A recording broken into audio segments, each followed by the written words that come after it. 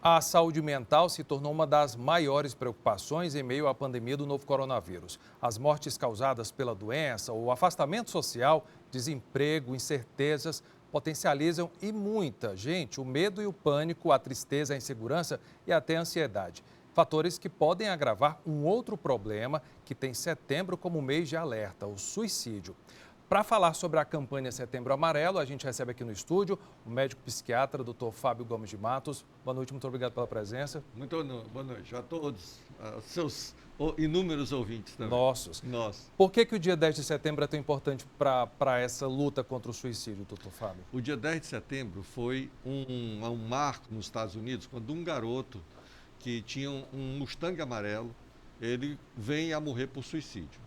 E a família, comemorando um ano da morte, instituiu as fitas amarelas, a cor amarela, para que as pessoas pudessem ficar alertas aos sinais dos seus filhos, para que esses filhos não cometessem suicídio. O nome desse garoto era Mike, e desde então, a Organização Internacional de Prevenção do Suicídio, ela homenageia essa data, 10 de setembro, que é uma data de conscientização, de prevenção, de discussão, de reflexão sobre um tema tão importante que é a vida, né? Você bem disse, 800 mil pessoas morrem por ano, no Ceará são 600, no Brasil são 12 mil, 2 cearenses morrem a cada dia por suicídio. A gente precisa diminuir essa taxa. Como é que a gente pode diminuir esses números, né? Para você ter uma ideia, Fortaleza, tirando São Paulo, é a cidade que mais comete suicídio no Brasil. E, obviamente, São Paulo é 4 ou 5 vezes maior do que Fortaleza. Então, o nosso objetivo é levantar, no Setembro Amarelo, a formulação de políticas públicas para que a gente possa diminuir isso. Como é que a gente pode diminuir isso? Tratando o transtorno mental. Para você ter uma ideia, o transtorno mental é responsável por 28% da incapacitação, 28% de todas as doenças, transtornos mentais, 28%. Só a depressão, 10%. Isso inclui a aposentadoria, por exemplo? Inclui a aposentadoria, morte, sequelas, tudo isso é contabilizado pela Organização Mundial de Saúde, dá 28%. Você vai para o orçamento público, 2% a 3%. Ora, essa conta não fecha. 2% a 3% de orçamento para 28% de incapacitação. A gente, para você ter uma ideia, Fortaleza é uma cidade de 3 milhões de habitantes, mais ou menos. E nós temos 6 CAPs para adultos.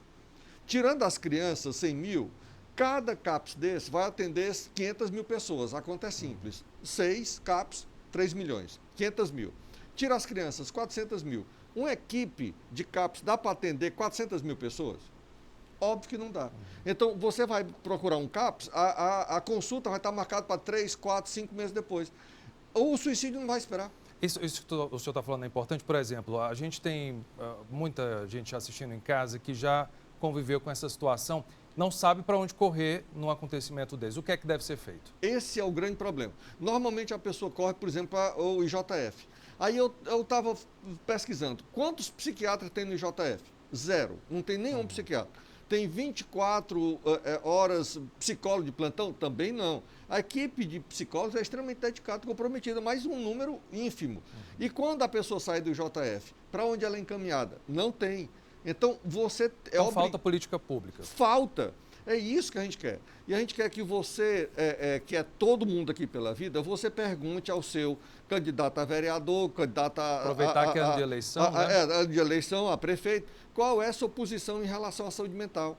Porque não existe saúde sem saúde mental. As pessoas têm que estar bem.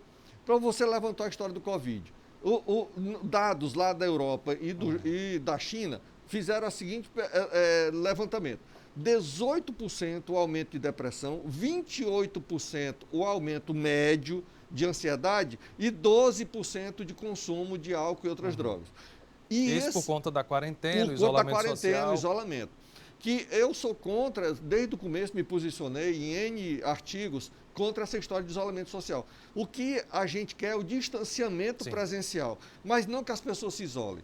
Se as pessoas se isolarem, aumenta o quadro de depressão e aumenta a questão do suicídio, porque depressão é extremamente ligada a suicídio. Doutor Fábio, a gente acompanha o seu trabalho já, se eu não me engano, aqui há uns 16 anos 16 à frente anos. do combate ao suicídio, e é mais ou menos o tempo que eu estou aqui na imprensa. De lá para cá mudou muito essa abordagem, a gente nem falava sobre suicídio antigamente. Hoje a gente fala do Setembro Amarelo. Isso foi importante. A imprensa tem sido um aliado, porque nós não queremos falar de suicídio, nós queremos falar de prevenção ao suicídio. Né? E prevenção ao suicídio existe, a gente tem que tomar algumas atitudes. Por exemplo, na maioria dos países civilizados, você não faz viaduto nem ponte sem ter grade. A gente faz viaduto e ponte sem grade. A gente faz terraços lá em cima dos prédios sem grade. Sem proteção, isso, né? Sem proteção. Tem que ter legislação para isso. A gente vende em qualquer bodega carbamato, que é o chumbinho. Isso está proibido na Europa desde 1990. Então, não dá para que você tenha, 30 anos depois, essa substância sendo vendida em qualquer esquina, em qualquer bodega, em qualquer mercearia. Vou interromper um pouquinho para falar, inclusive, de um trabalho importante. O sofrimento psíquico levou 306 cearenses a cometerem suicídio entre janeiro e julho deste ano, segundo dados da plataforma IntegraSUS da Secretaria da Saúde. Os especialistas apontam que manter o apoio profissional e pessoal é para lá de fundamental para prevenir essas ocorrências. Na UFC tem o programa de apoio à vida, como mostra o repórter Everton Lucas.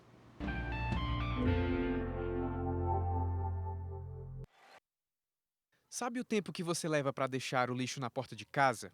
Escovar os dentes ou mesmo tomar uma xícara de café? Dá uma média de 40 segundos, talvez, né? Pois é exatamente neste tempo que uma pessoa tira a própria vida, de acordo com estatísticas da Organização Mundial de Saúde. E estamos tão atarefados que acabamos por não enxergar o que o suicídio tem causado na sociedade. No Ceará, os números também preocupam. Por isso, o projeto Pra Vida, vinculado à Universidade Federal do Ceará, trabalha com ações voltadas para a prevenção ao suicídio.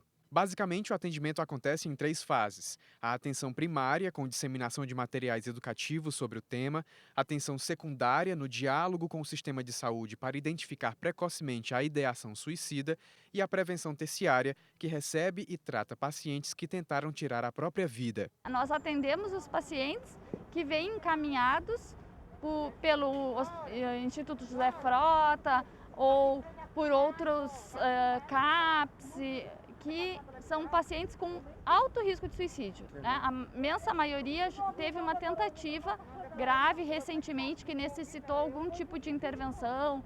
A Organização Mundial de Saúde alerta que o suicídio representa 1,4% de todas as mortes que acontecem no mundo. A estimativa é que, por ano, cerca de 800 mil pessoas tiram a própria vida. O suicídio ainda possui muitos tabus na sociedade, mas é um assunto que ainda precisa ser bastante discutido para que esses números reduzam. No Brasil, são registrados cerca de 12 mil suicídios por ano. Segundo o Projeto Pra Vida, a maioria das pessoas que tentam tirar a própria vida são mulheres, mas são os homens que geralmente conseguem concretizar o ato. São pelo menos 5 transtornos psicológicos que podem ser determinantes para a ideação suicida. Depressão, transtorno bipolar, transtorno por uso de substâncias, transtorno ou álcool, substâncias, né? Transtornos de personalidade borderline e esquizofrenia. Esses 5, então, em geral, os pacientes que nós atendemos, eles têm subjacente algum transtorno mental que muitas vezes nem havia sido adequadamente diagnosticado e tratado. Então, a gente atua num que a gente chama equipe interdisciplinar, que nós temos médicos, psiquiatras, psicólogos, enfermeiros, assistentes sociais, para que a gente dê conta de toda essa complexidade do fenômeno que é o suicídio.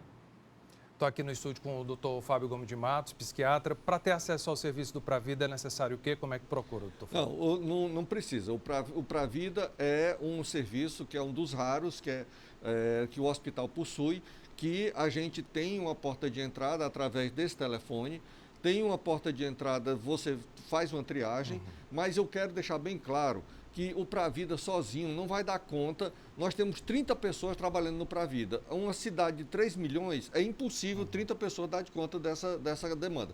É preciso a gente criar a Quinta-feira da Vida, como a gente tem proposto à Prefeitura.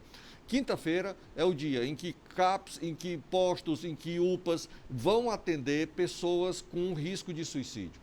Porque se todo mundo se der as mãos e trabalhar ombro a ombro, a gente diminui essa quantidade enorme. Como você disse, 306 no primeiro semestre, mais 306 no segundo, dá 600. Isso tem se repetido ano após ano. Nós somos ainda incapazes de reduzir essa quantidade de pessoas que morrem de uma morte que é prevenível. Ok. Né? Doutor Fábio, muito obrigado pela presença, parabéns pelo trabalho, viu? Eu só quero dizer, todo mundo use amarelo, por favor, e no Setembro Pra Amarelo, alertar, fale né? pela vida, fale pela vida. TVC está nessa campanha também. Muito obrigado.